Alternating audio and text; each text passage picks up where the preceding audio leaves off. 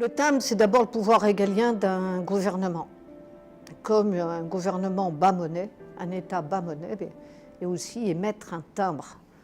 Donc c'est une vignette d'importance, et c'est un outil fort de communication et de propagande que montre avec force la Seconde Guerre mondiale de 1940 à 1944.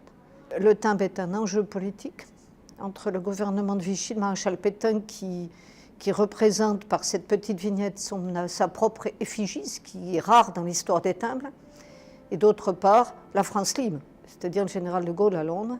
Et comme il y a eu la guerre des ondes, il y a aussi la guerre des timbres. C'est aussi un objet d'art, par le talent des artistes et des graveurs, dans cette petite vignette qui paraît anodine, mais dont l'enjeu est fort.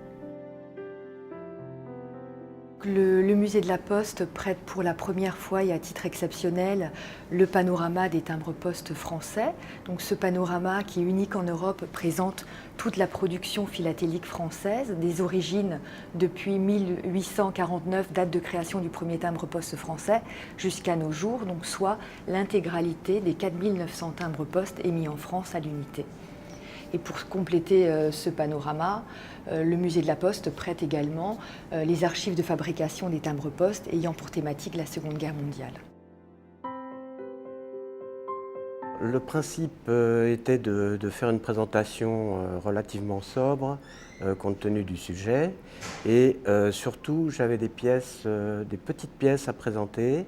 Je voulais surtout qu'elles puissent être vues individuellement. Donc on a une série de quinconces qui présentent les différents sujets, les différents thèmes, et ça permet de découvrir au fur et à mesure les œuvres présentées.